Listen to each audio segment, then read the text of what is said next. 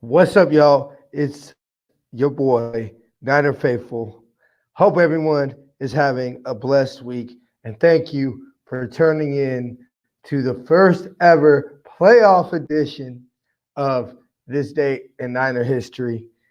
It's an honor to be doing this show. Can't wait till next Saturday. It's going to be amazing. Levi's is going to be lit. I bet we can't all wait for that one.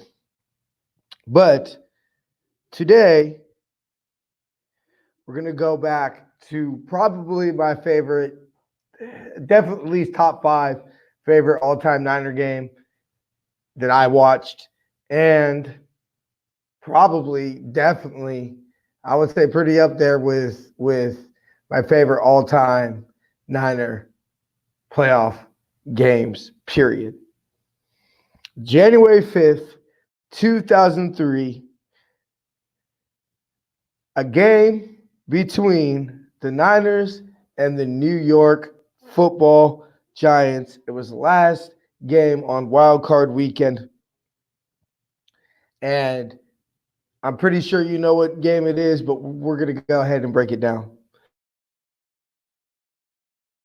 The Giants got the ball to start the game, and we're moving downfield when Kerry Collins' pass bounced off the hands of running back Ron Dame, was tipped in the air by linebacker Jeff Ulbrich, then was tipped again by Julian Peterson, who tipped the ball to himself and then picked it off to give the Niners the ball at their own 24-yard line to start their first drive.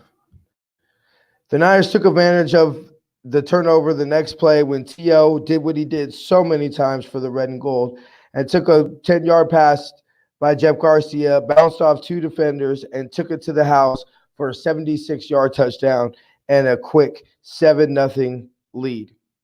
Both teams would exchange punts on their next drive, but on their third drive, the Giants would tie the score at 7 when Collins threw a nice back shoulder throw to Amari Toomer for a 12-yard touchdown. The Niners would punt again, and the Giants would take the lead when Collins would hit Jeremy Shockey. Oh, I hated Jeremy Shockey. He did just so much of this. It irritated me. With a 2-yard touchdown, after safety, Tony Parrish tried to knock the ball down and fell to make the score 14-7. The Niners would tie the score on the next drive when Kevin Barlow's run was overturned into a 1-yard touchdown to make the score 14-0. And that's when the game started to fall apart for the Niners. Cedric Wilson had a pre-Kyle fucking Williams moment and muffed a punt. Collins hit Toomer for the second time the next play to give the Giants a 21-14 lead. Jeff Garcia would throw a pick the next drive to Jason Sehorn, and 6 plays later, Collins hit Toomer again for their third touchdown of the half and a 28-14 lead with 10 seconds left in the first half. The Niners would get the ball back to start the second half, but on 4th and 1 from the New York 46, Fred Beasley was stopped for no gain to give the Giants the ball near midfield, and the Giants would take a 35-14 lead when Tiki Barber pretty much walked in from 6 yards out 6 plays later.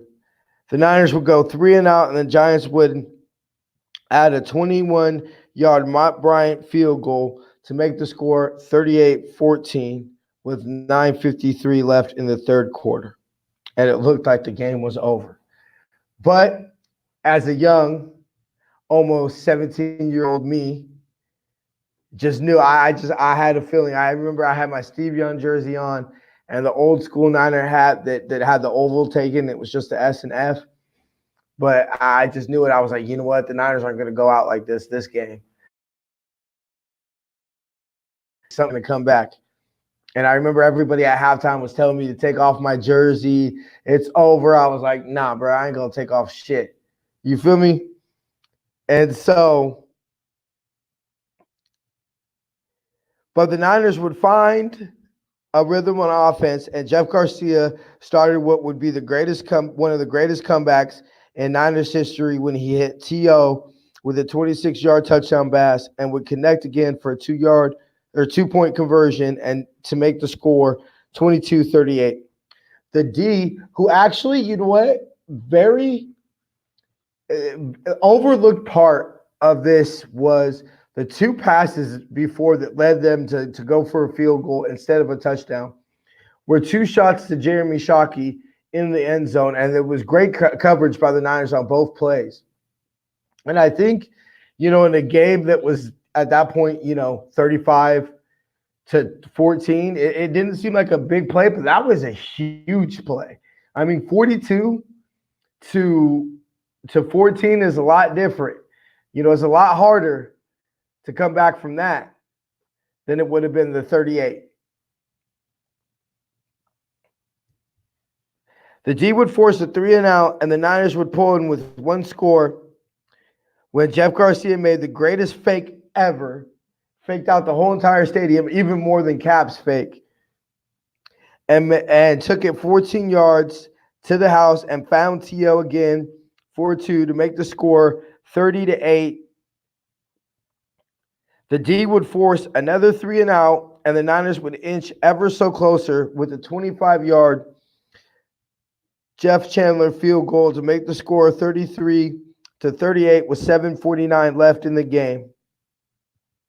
The Giants would move the ball into field goal range, and a precursor to things that would come, there was a bad snap by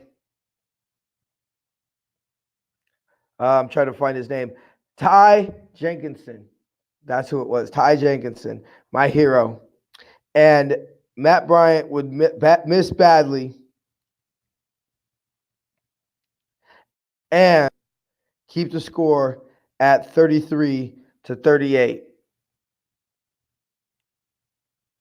with 3:01 left in the game.